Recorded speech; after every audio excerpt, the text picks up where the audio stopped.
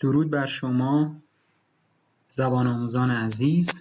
خب در این جلسه قصد داریم که ادامه مطالب قبل رو خدمت شما عرض کنیم.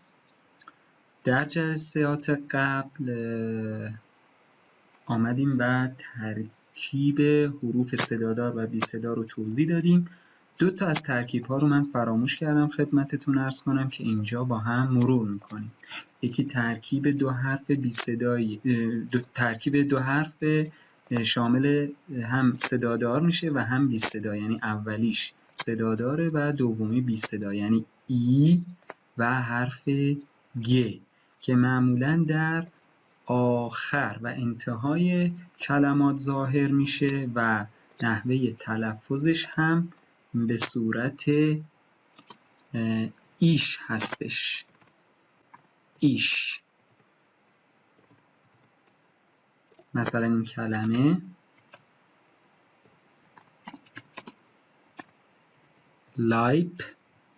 لایپ زیش و مثال بعدی میتونه این کلمه باشه موتیش. پس زمانی که 2 حرف ای و گ رو انتهای کلمه مشاهده کردیم تبدیل به ایش میشه. لایپزیش، موتیش. این نحوه تلفظ این 2 حرف در زبان آلمانی استاندارد، یعنی در لهجه استاندارد آلمانی هستش و ممکنه شما در لهجه‌های دیگه شاید اتریشی یا سوئیسی این رو به صورت یک ایک بشنوید، ایک یا کی خفیف. برای مثال لایپزیگ.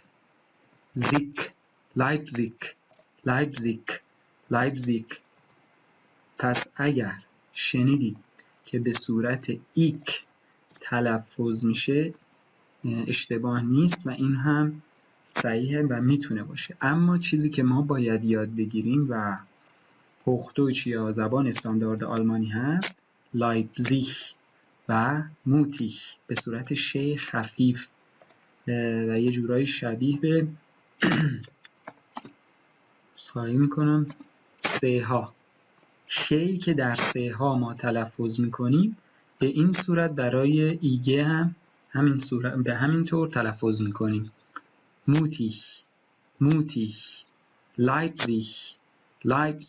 باز در لهجه های مختلف ممکنه به صورت ایک شما اینو بشنوید. مثلا شاید یک کلمه‌ای که زیاد باهاش سر و کار داریم، richtig یعنی صحیح.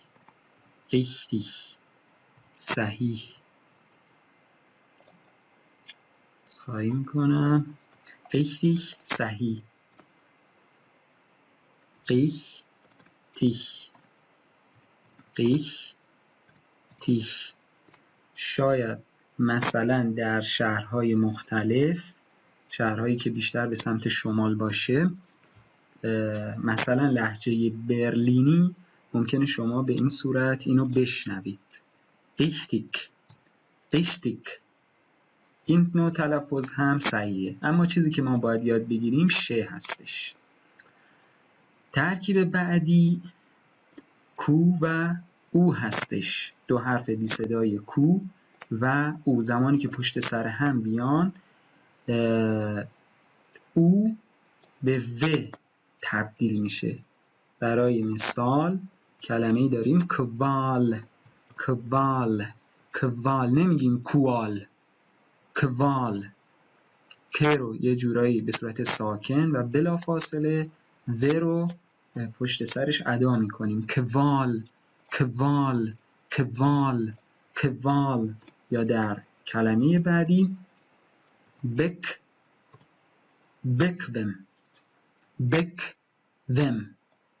نمیگیم بکوم، بکوم. خب دوستان، تا اینجای کار مباحث ابتدایی رو خدمت شما عرض کردیم. بقیه مباحث رو در همزمان زمانی که وارد کتاب میشیم و شروع میکنیم به خوندن متن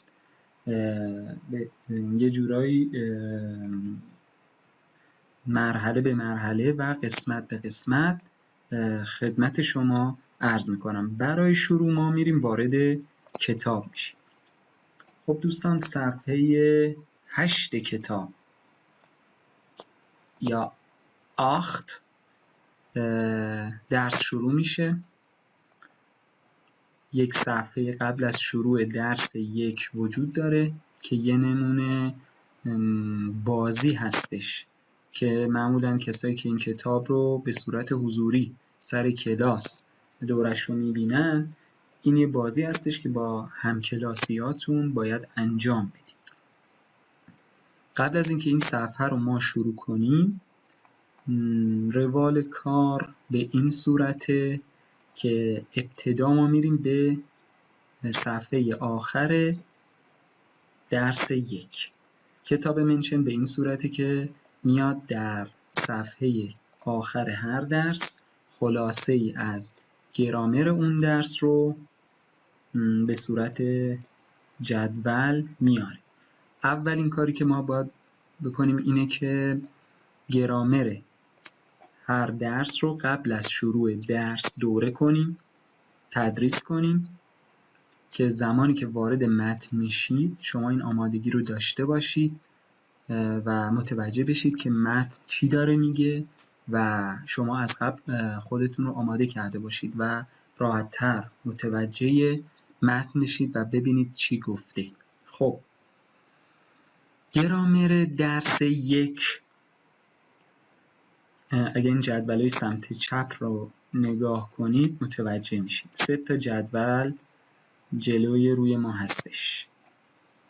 این هم گراماتیک، این گراماتیک یعنی گرامر، خود کلمه گراماتیک یعنی گرامر. اجازه بدید براتون این کلمه رو بنویسمش. دی گراماتیک، دی گراماتیک هستش به معنای دستور زبان یا گرامر. چرا این دی قبل از گراماتیک اومد اینو حتما توضیح میدم، صبور باشید. زمانش که برسه، وقتش که برسه من خدمتتون عرض کنم. فقط اینو بدونید که گراماتیک یعنی دستور زبان یا گرامر، که اینجا آمده گراماتیک دستور زبان یا گرامر. کلمه بعدی ورب هستش، ورب و 2 نقطه کنیوگاسیون، ورب کنیوگاسیون. خب ورب کنیوگاسیون دوستان عزیز به معنای، خب ما وربو داریم اینجا، اینا هم براتون بنویسم. ورب به معنای فعل هستش، فعل. و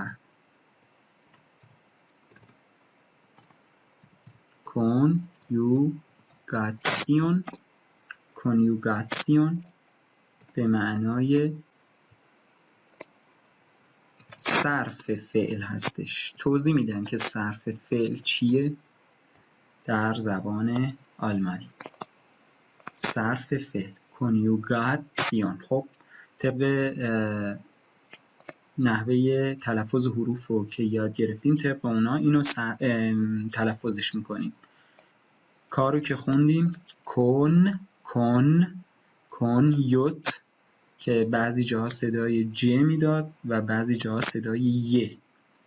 کن یو گاتسیون، ترکیب 3 حرف ت ای او سیونه، سیون، کنیوگاسیون، کنیوگاسیون.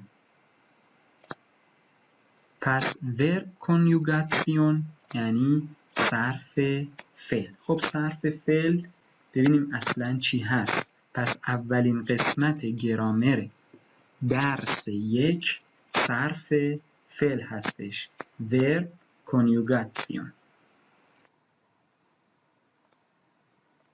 دوستان دقت کنید که در هر زبان برای ساخت جمله ما نیاز به چند قسمت داریم. یعنی یک جمله از چند قسمت تشکیل شده. اجزای جمله. اجزای جمله یعنی چی اجزای جمله؟ من با یک مثال فارسی این مسئله رو براتون روشنش میکنم.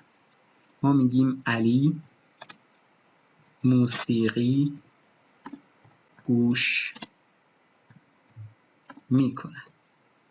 علی موسیقی گوش میکنه. این یک جمله است. خب اجزای اونو بخوایم به تفکیک بیان کنیم، علی در اینجا فاعل هستش. فاعل یا کننده کار، کسی است که یک کاری رو انجام میده. چیکار میکنه؟ موسیقی گوش میکنه. علی موسیقی گوش میکنه.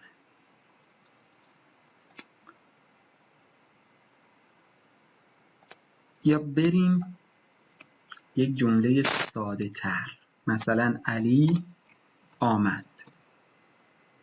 علی آمد خودش یک جمله هست از یک فاعل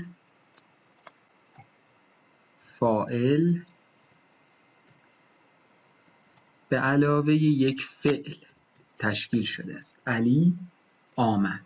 در اینجا فاعل علیه، در اینجا فاعل علیه و فعل چیه؟ آمد. پس این جمله از یک فاعل و فعل تشکیل شده. فاعل میتونه چی باشه؟ میتونه اسم باشه. اسم. خب میدونید که در طبیعت هر چیزی یک نام و یک اسمی داره که ما باهاش اون رو مینامیم. علی هم اسم یک شخصه، اسم یک فرده، اسم یک انسانه که یک کاری رو انجام میده، یک عملی رو انجام میده. به اون عمل در دستور زبانی یا در زبان ادبی یا ادبیات معروف به فعل. در همه زبان‌ها هم وجود داره. در زبان آلمانی بهش میگن ورب.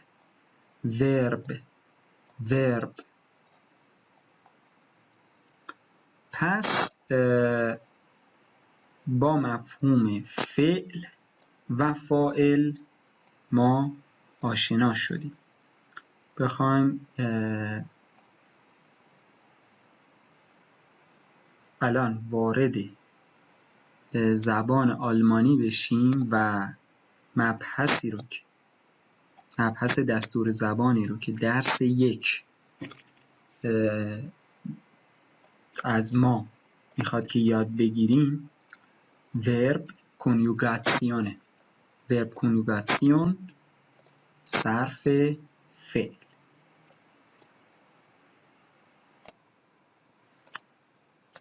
صرف فعل رو بخوایم در زبان فارسی بررسیش کنیم و باهاش آشنا بشیم و بعد بریم سراغ آلمانی، میتونیم با فعل آمدن شروع کنیم. در دستور زبان به این شکل از فعل میگن مصدر. شکل خام فعل رو میگن مصدر.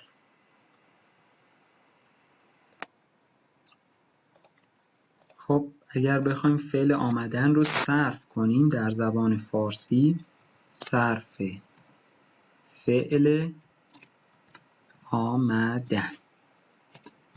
خب ما در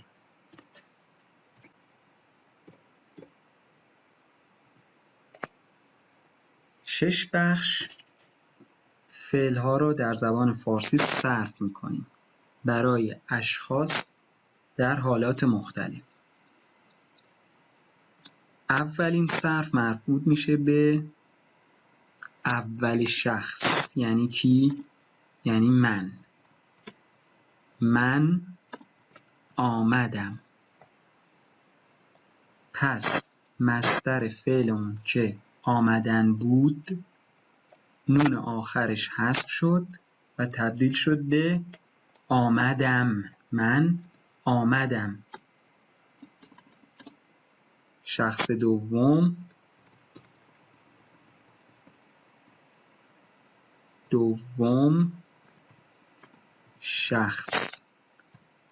شخص مفرد بهش میگیم. پس اول شخص مفرد، دوم شخص مفرد که میشه تو آمدی. تو آمدی. پس نون آخر مصدر تبدیل شد به چی؟ به یه. سوم شخص مفرد، او آمد. ببینید که در زبان فارسی سوم شخص چیزی نون آخر مصدر حذف میشه و چیزی بهش اضافه نمیشه. من آمدم، تو آمدی، او آمد. میریم سراغ شخصیت‌های جمع. اول شخص جمع میشه ما. ما آمدیم. ما آمدیم. پس تبدیل به یه و میم شد. دوم شخص جمع شما آمدید. شما آمدید. شما آمدید. سوم شخص جمع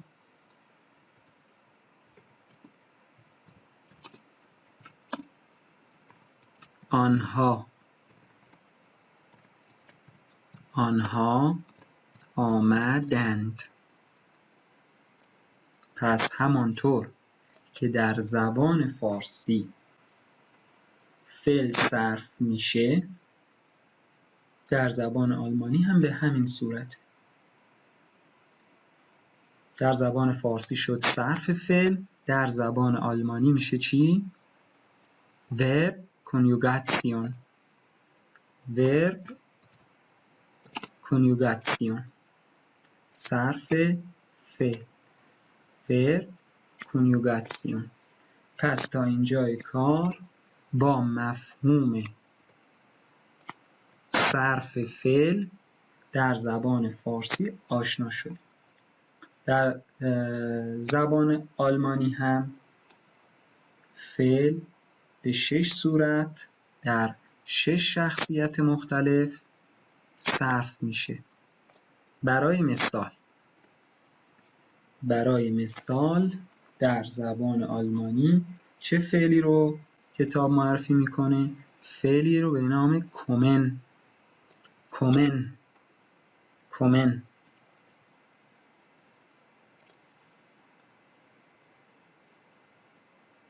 خب قبل از اینکه بریم سراغ صرف فعل در زبان آلمانی باید با ضمائر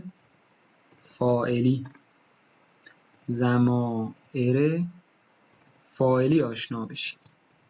حالا ضمائر فاعلی چی هست؟ ضمائر جمع ضمیره. ضمیر هم کلمه‌ای است که به جای اسم می نشیند. کلمه‌ای است که به جای اسم می نشیند. پس خواهیم ضمایر فاعلی رو اول توضیح بدیم. ضمیر چیه؟ کلمه‌ای که به جای اسم می نشینه. یعنی چی؟ ما یاد گرفتیم که هر چیزی در طبیعت یک اسم داره و اون رو با یک نام صدا می کنن. مثلا ما گفتیم چی؟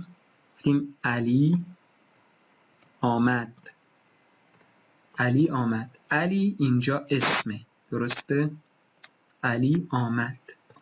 در ادامه مثلا میگیم علی با دوستش آمد. از لحاظ ادبی زمانی که ما میخواییم مثلا 2 تا جمله رو بیان کنیم، میبینید که 2 تا فعل 2 تا جمله علی رو داره.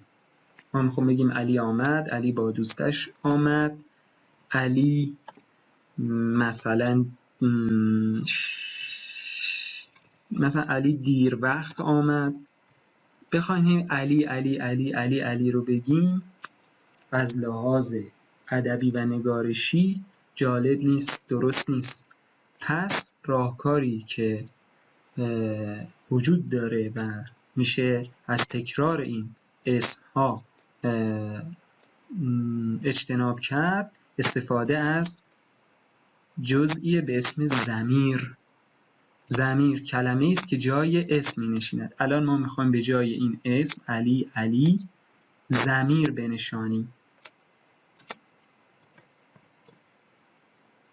ضمیری که میشه به جای علی استفاده کرد ضمیر او هستش. او. در فارسی ما سوم شخص چی استفاده می‌کنیم؟ او. اینجا براتون توضیح میدم.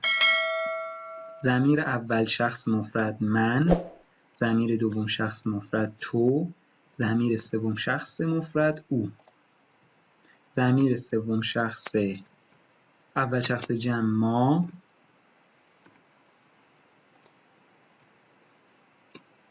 ما، شما و آنها هستش که ایشان نیز در زبان فارسی گفته میشه.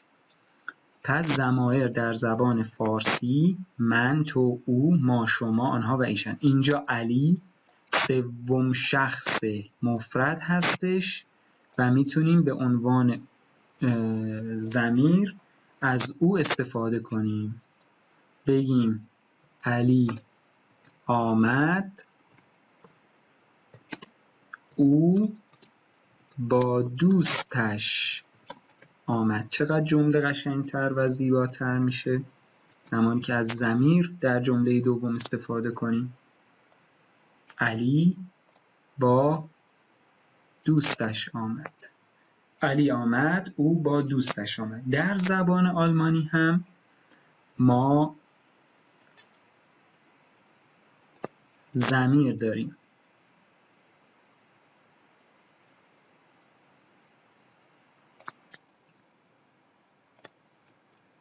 خب در آلمانی به ضمیر چی گفته میشه؟ پرونومن. پرونومن میشه ضمیر. در زبان آلمانی پرونومن میشه ضمیر. بچه‌ها اصلا نیاز نیست این اسامی رو همین الان شما به خاطر بسپارید. من فقط جهت آشنایی اولیه خدمتتون عرض میکنم که اگه جایی پرونومن رو دیدید بدونید که یعنی ضمیر. پس ضمیر یا جمعش ضمایر در زبان آلمانی چیا هستن؟ بسیار دقت کنید. خب ضمیر اول شخص ایش هستش. ایش یعنی من. ایش یعنی من. ایش یعنی من. ضمیر بعدی دو هستش. دو یعنی تو.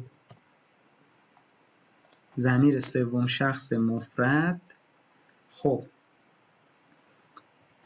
من ابتدا براتون اینا رو بنویسم بعد توضیحشو میدم. او.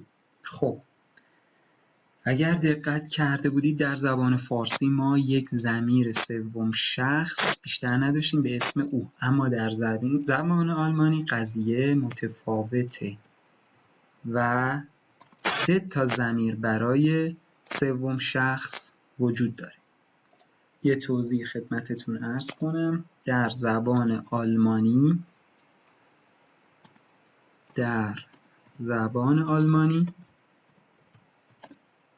برای تمام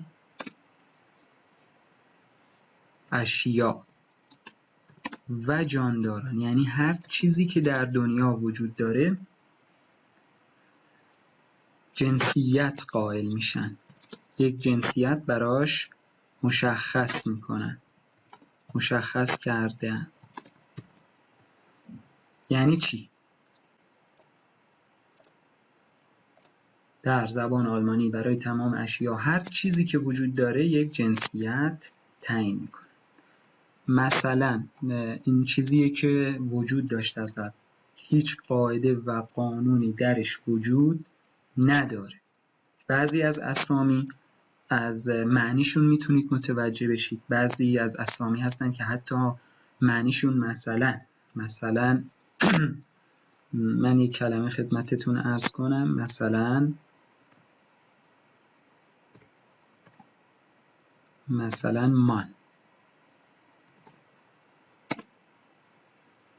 مان یعنی مرد. خب میدونیم که جنسیتش مذکره، چون از معنیش مشخصه، مرد جنسیتی مذکر داره.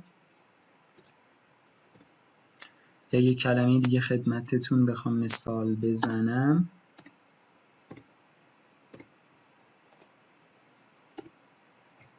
مثلا هق، مثلا فقا یعنی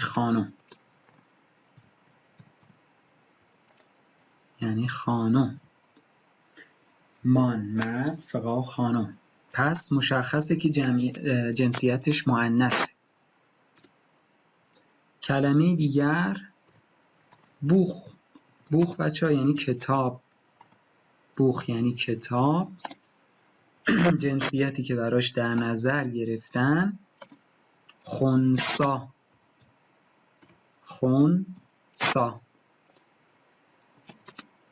مؤنث، مرد هم مذکر. و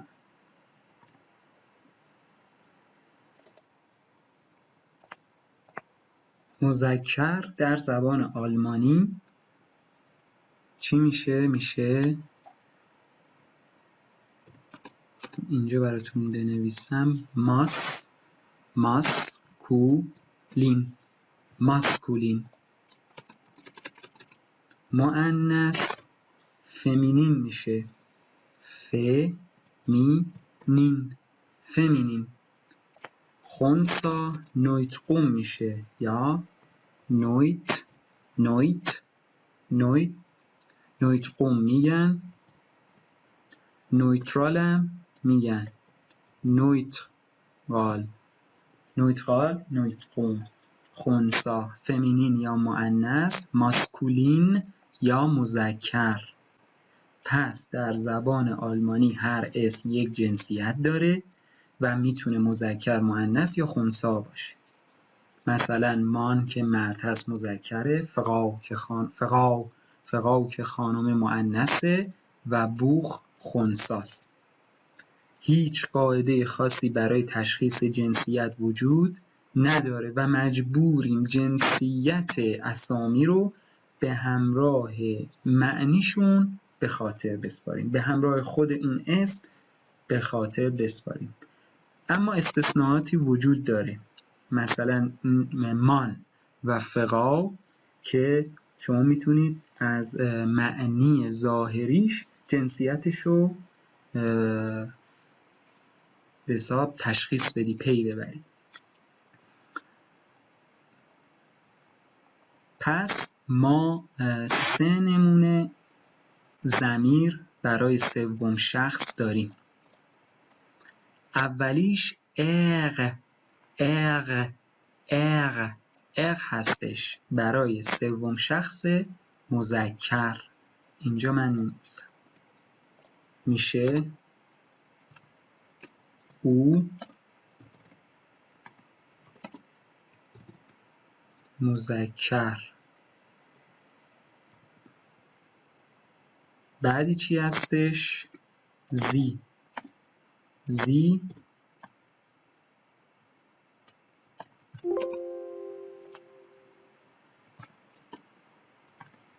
او مؤنث هستش، مؤنث. و آخری اس او خنثی هستش، خنثی. پس زمانی که شما بخواید با ضمیر خطاب کنید، اسمی رو که مذکره اغ، مؤنث زی و خنثی اس.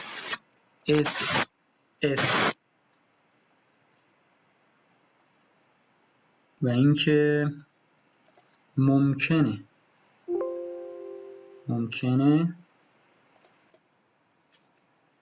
شما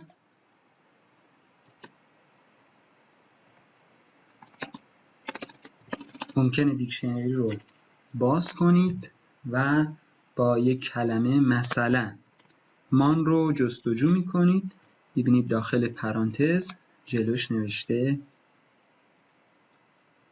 ام.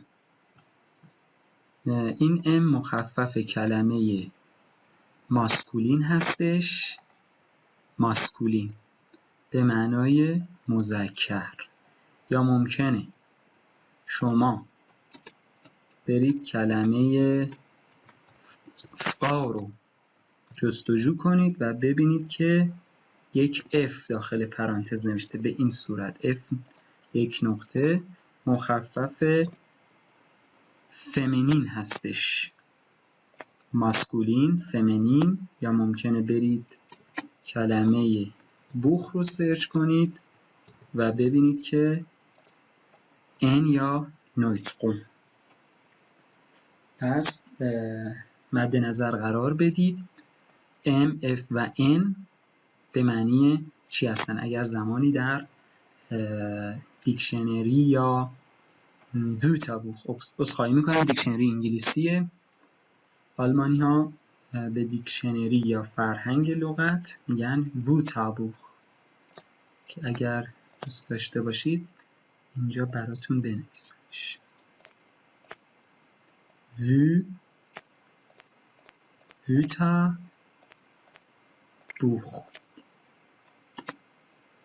ووتابوخ یعنی فرهنگ لغت. ووتابوخ. نگران نباشید، در درس‌های آینده انقدر این کلمه رو میشنوید که ملکه ذهنتون میشه. خب برگردیم به ضمیرها یا ضمایر در زبان آلمانی. اول شخص مفرد ایش، دوم شخص مفرد دو، سوم شخص مفرد er، sie، es. es اینجوری حفظش کنید. er مذکر، sie مؤنث، es خنثی. خب اول شخص جمع ویا. بچه این کلمه ویا هستش، ویا یعنی ما و در هختوش به صورت ویا تلفظ میشه. ویا ویق نیستش، ویا. ضمیر بعدی شما ببخشید، ایا هستش، ایا میشه شما، ایا. ایا یا اینجوری ایا. بچه ها دقت کنید در زبان آلمانی این شمایی که استفاده میکنیم منظور شماها هستش. مثلا شما شاید طرف مقابلتون بیش از 2 نفر باشه و بخواید خطاب کنید این بیش از 2 نفر رو از ضمیر ایا استفاده میکنید. ایا، بیش از 2 نفر، از 2 نفر به بالا، بیش از 2 نفر. اگر 1 نفر باشه که میشه دو، تو، 2 نفر به بالا ایا. سومین ضمیر زی هستش. زی یعنی چی؟ زی یعنی آنها. خب بچه ها یک ضمیر دیگه ای ما داریم در زبان آلمانی که اون هم به صورت زی اما با اس بزرگ. بچه ها توجه کنید، این خیلی مهمه، از همین الان یادش بگیرید. میشه شمای محترمانه. شمای محترمانه چیه؟ زمانی که شما در یک اداره، مثلا در یک مکان رسمی و میخواهید طرف مقابلتون رو خطاب کنید، هیچ وقت نمیایید بهش بگید تو. شخصی رو که براش احترام قائل هستید و میخواهید با احترام ایشون رو صدا بزنید، بهشون میگید شما. در زبان آلمانی هم این ضمیر وجود داره و با اس بزرگ نوشته میشه. اشتباه نگیرید با ضمیر سوم شخص جمع یا همون آنها. همیشه آنها اس کوچک هست و ضمیر محترمانه شما اس بزرگ. حتی وسط جمله هر جا که بیاد با اس بزرگ. پس ما برای خطاب طرف مقابلمون که 1 نفر هست یا دو داریم که میشه تو، که بهش میگن غیر محترمانه یا دوستانه، و یک ضمیر محترمانه داریم بهش میگن زی یا شما. مثلا شما در کشورهای آلمانی زبان، زمانی که بخواید مثلا رفتید اداره پلیس، میخواید با یک افسر پلیس صحبت کنید، شما هیچ وقت نباید بگید دو که یه جورای دودمانتون به باد میره. باید بگید زی. باید بگید زی. اینو هم مد نظر قرار بدید. پس ما با ضمیرهای زبان آلمانی آشنا شدیم. Ich, du, sie, es. Ich, du, sie, es. من، تو، او. Wir, ihr, sie و sie. ایا این اچ به هیچ عنوان تلفظ نمیشه. حکم پنیر پیتزا رو داره. وجود داره در کلمه اما تلفظ نمیشه و باعث میشه که حرف صدادار قبلیش کشیده تر بیان بشه. ایا، ایه نیستا، ایها نیستا یا ایهر نیستا. ایا. خب همه این مبحث ها رو خدمتتون عرض کردم که برگردیم به سر بحث اصلی، یعنی ورب. من اینو براتون بزرگش کنم. ورب کنیوگاسیون. صرف فعل. توضیح دادم که در زبان فارسی صرف فعل چیه، باهاش آشنا شدیم که مصدر فعل هرچی بود نون آخرش حذف میشد و برای اول شخص میم، دوم شخص یه، سوم شخص یه جورایی توهی میشد. اول شخص جمع ایم، آمدید، آمدند، اند. تقریبا در تمام افعال همین شکل. مثلا فعل رفتن فعل رفتن میروم، میروم، میروی، میرود، میرویم، میروید، میروند. دقت کنید اینجا اول شخص میم، دوم شخص ی. اول شخص میم، دوم شخص ی. فقط سوم شخص هست که مثلا این فعل آمدن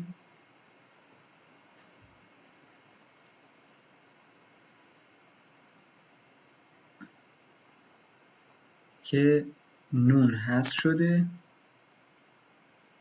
و یه جورایی تهی، اینجا تهی هست.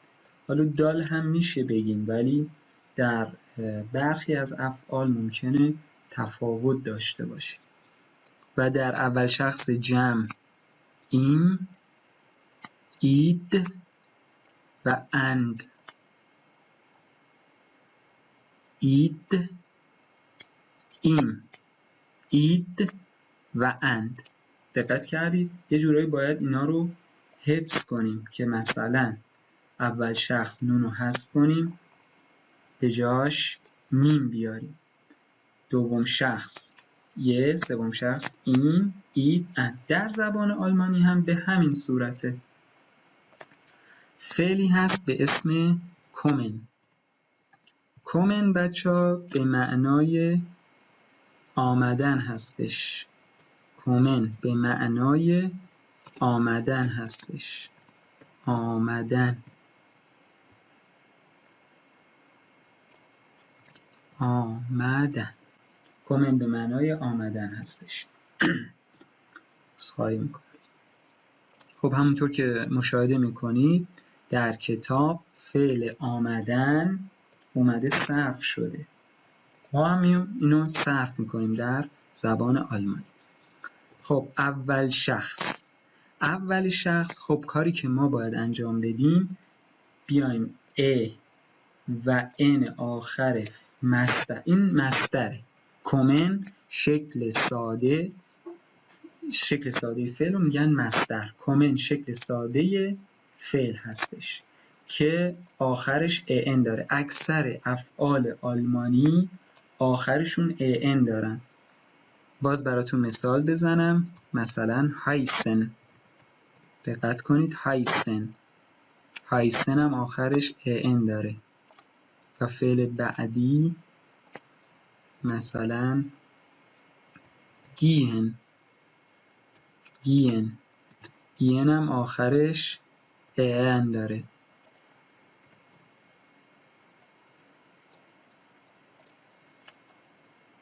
پس یادتون باشه کاری که باید انجام بدیم ان آخر کلمه رو حذف میکنیم. ان آخر کلمه رو حذف میکنیم. میشه چی؟ میشه کم. کم.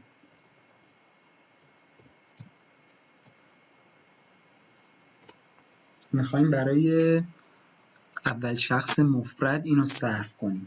پس برای اول شخص مفرد ان رو حذف میکنیم، اضافه میکنیم. اضافه میکنیم. ich komme. ich komme. ich komme. این اول شخص. دوم شخص دو، باز ان رو حذف میکنیم، است اضافه میکنیم. دو kommst. دو kommst. دو kommst. سوم شخص sie es. هیچ تفاوتی نمیکنه. هر سه به یه شکل فعل درش صرف میشه. ich komme, du kommst, sie es kommt kommt kommt kommt. مشاهده میکنید قسمت صرف فعل verb کنجوگاسیون ich یا اول شخص مفرد komme du kommst sie sie این زی محترمانه هستش. من خدمتتون عرض میکنم sie و اسم حال کتاب نیورده که ما کاملترش رو نوشتیم به صورت کاملتر اینجوری sie es kommt kommt kommst komme و ادامه چی رو بر عهده خودتون میذاره کتاب. همونطور که مشاهده میکنید اول شخص، دوم شخص، سوم شخص به علاوه شخص محترمانه رو نوشته و بقیه رو میگه خودتون باید تمرین کنید که ما اینجا براتون ذکرش میکنیم. ویا که میشه اول شخص جمع، کومن ویا کومن. دقت کنید دقیقاً مثل مصدر فعل یا شکل خام فعل هست برای اول شخص جمع. برای اول شخص جمع یا میشه چی؟ kommt یا kommt ان حذف میشه و ت اضافه میشه. زی یا آنها با اس کوچک کومن. دقت کنید که بچه ها در صرف افعال اینا رو هم براتون هایلایتش کنم که راحت تر متوجه بشید که قضیه چی هستش.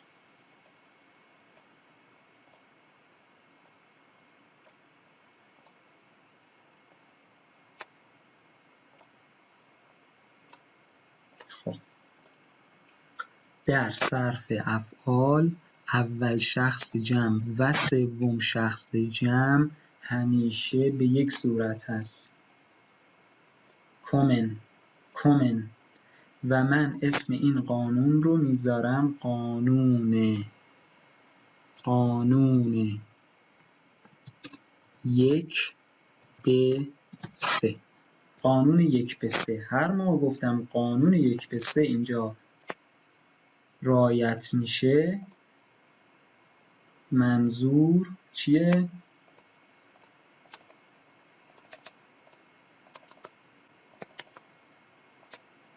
منظور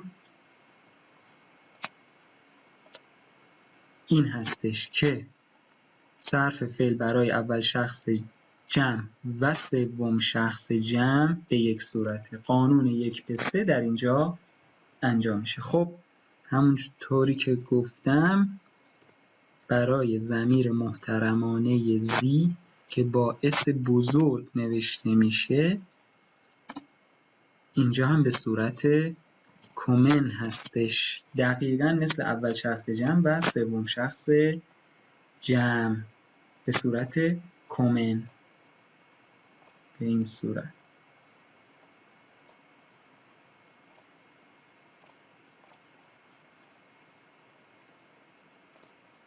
پس در جدول اول فعل کومن به این صورت صرف شد. خب بچه‌ها هیچ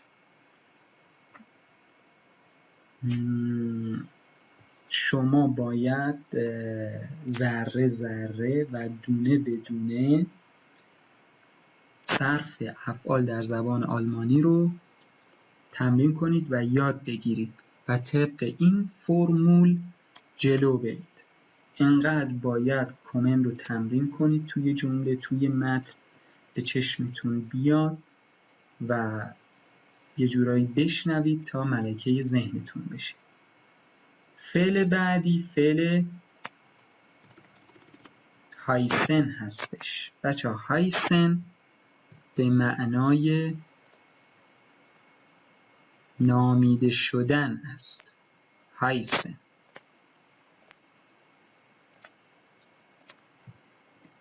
heißen به معنای نامیده شدن هستش.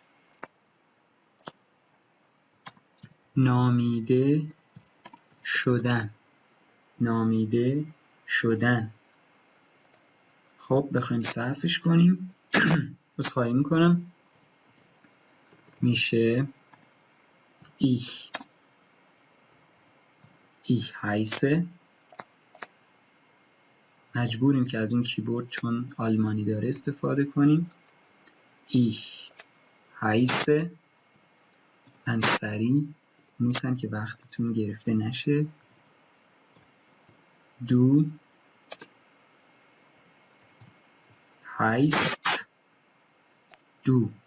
heißt er sie es heißt. دقت کنید که در صرف این فعل بین سوم شخص و دوم شخص هیچ تفاوتی وجود نداره. دیگه ساختار فعل جوریه که این استثناء درشون وجود داره و شما باید به مرور زمان اینو به خاطر بسپارید. wir heißen ihr heißt